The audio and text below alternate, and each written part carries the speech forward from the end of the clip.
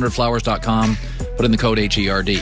So, interesting article by Mike Silver. Sometimes I agree with him, sometimes I don't, but it's called The Brady Effect. He writes a story talking to multiple general managers and coaches in the NFL regarding, as he calls it, a get-rich-quick scheme that paid off handsomely. Let's blow it all up, bring in old Brady, and see if it works. Relentless is the best word to describe Tom, said Jason Light, the GM for the Buccaneers. There's some fascinating quotes here. John Snyder, Seattle GM, says, listen, there's a lot less patience than there used to be. I think more people are going to move around and go for it. There's another anonymous executive that says teams are seeing quarterbacks increasingly as commodities like every other position. They're no longer sacred cows. You're good fast or you're gone. And it's interesting. Let's look at the organizations that have been patient with their starting quarterbacks. The Bears and Mitch Trubisky. Jacksonville and Blake Bortles. Tennessee for 4 years, Marcus Mariota. Tampa and Jameis Winston. What did it get you? It's why Baker Mayfield has yet to get a contract extension, and Josh Allen will. Same class. Why? What's Baker done? He's kind of short, not crazy athletic. What is patience getting you? It took him 2 years just to frankly grow up. You hope he continues in that direction with the maturity. Fair or not, Sam Darnold's probably done in New York. Show me where patience, it's like television shows. If by the middle of the second year, you're not gaining traction, you're off the air. And the NFL's the #1 television show. Quarterbacks should be better. They should be. They have Elite 11 camps. They throw 10,000 passes by the time they're 11 years old. People will go out and say, what about Josh Allen, Buffalo? What about him? Pay attention. The last 12 games of year 2, he had 17 touchdowns and 3 picks, and the best arm in football. Yeah, he can throw it further than Patrick Mahomes, and he's 6'6". He's bigger than Patrick and probably runs just as fast as Patrick. Josh Allen wasn't somebody you had to be patient with. 5 games into his second year, by game 6, you're like, whoa. Baker's short, Josh is big. Baker's semi-athletic, Josh is a stud. That's why Baker can't get a contract extension. Why? What's the pay? Sean McVay. Okay, I'm in year 3 with you. You're still turning the ball over. I'm out. Kyle Shanahan and Garoppolo, 3.5 years. You've missed 23 starts. We've seen 2 stories. He's out. Kansas City, stop being patient with Alex Smith, Super Bowl. Joe Flacco was fine in Baltimore. They got impatient. Lamar Jackson, they're winning more. Tennessee was 9-7, 9-7, 9-7, 9-7. Got impatient, got Tannehill. They're better. No more coddling quarterbacks. You should be better. You're getting more snaps in your teens. Show me where patience works. And don't give me Josh Allen.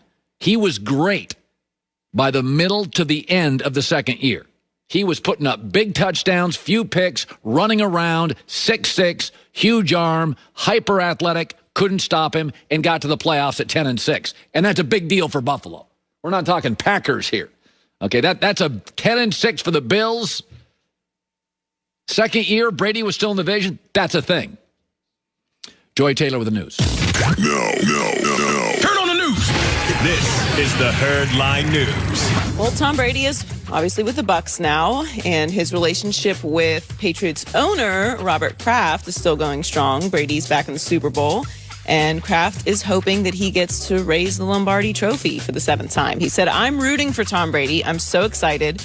We've had some great communications, and he is such a special human being. We were privileged to have him here for 2 decades, and he's one of the finest human beings I've ever met. Oh. He knows how to lead, and I wish him well. I really hope he wins Sunday. Because you know what? Bob's legacy, unlike Belichick, isn't crafted by Tom's success. So he is unselfishly rooting for him because It's all about friendship. He already won that. He already elevated. His net worth went up $800 million due to Tom. Robert Kraft said, I would very much like to be excluded from this narrative.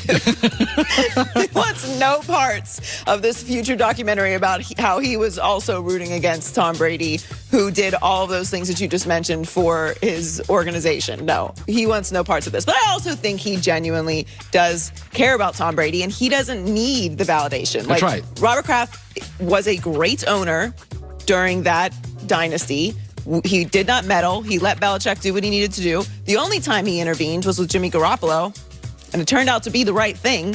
So, whenever we look back on this dynasty, Robert Kraft is not going to be the problematic part of this dynasty. No, he smartly moved. He is just friends with Tommy and loves Tommy. But even before that, everything that has led up to this, they didn't win in spite of him. That's right. And now that the narrative is becoming who's winning this divorce, so, the Patriots relevant, what's going on with Tom Brady and Bill Belichick, he is firmly planting himself in, this has nothing to do with me. I have no problem with Tom Brady. I wish him well. I'm not competing against him or rooting against him. That's the right thing to do. I do think it's genuine as well. But look, we're all watching all the time when it comes to these big brands and big names and dynasty and who played a role. And this is a very petty situation. So I see what you're doing, and I like it, even if it is genuine.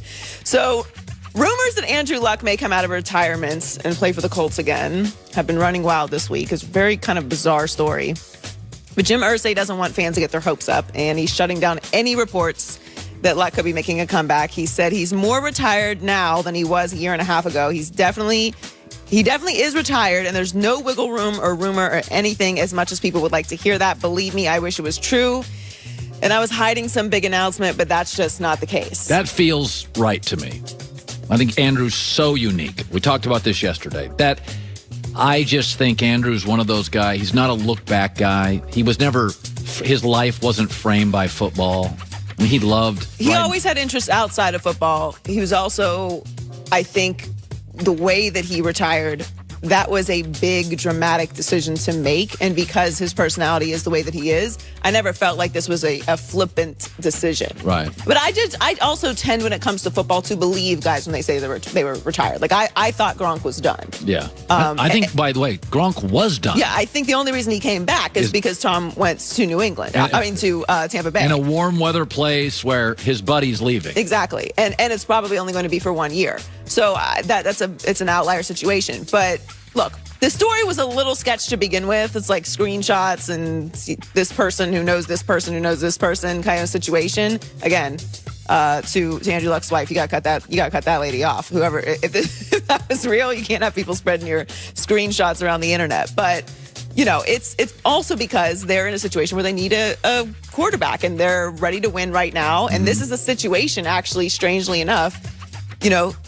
you leave the relationship a little bit too soon, and then they hit it big, which is what the Colts are in right now, a win-now situation. They've got the offensive line, they've got the weapons, they've got the coaching, everything is in place. It feels a little like Tony Romo. When Tony Romo was with the Cowboys, most of his career, the offensive line stunk.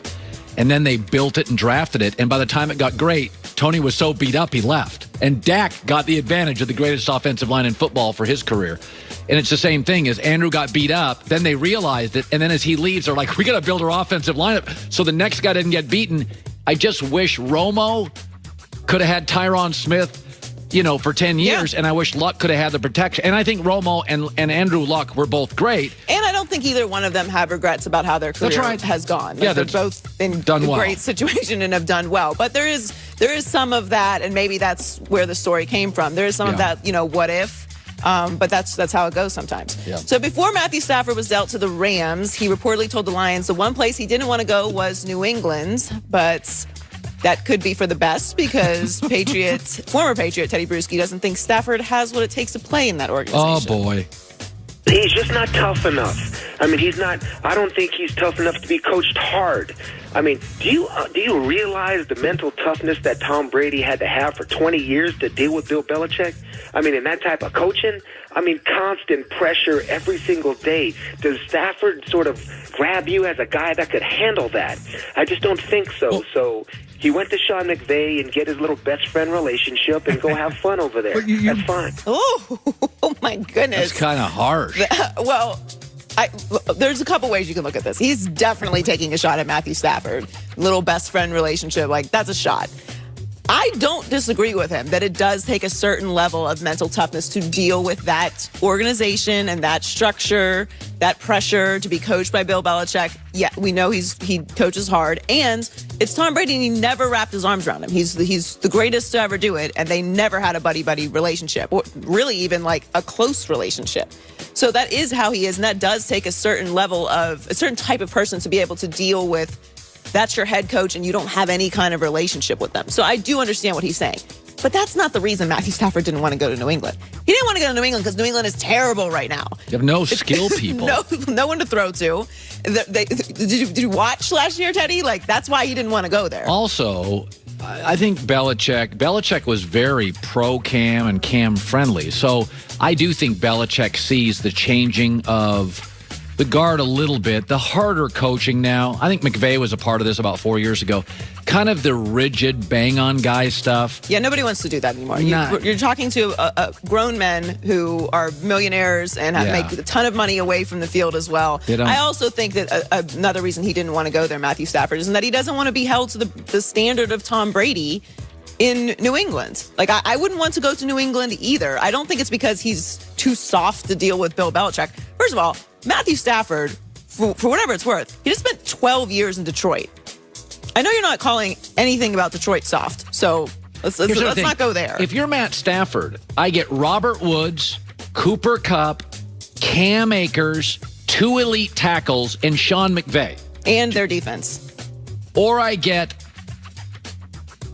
Sony Michel and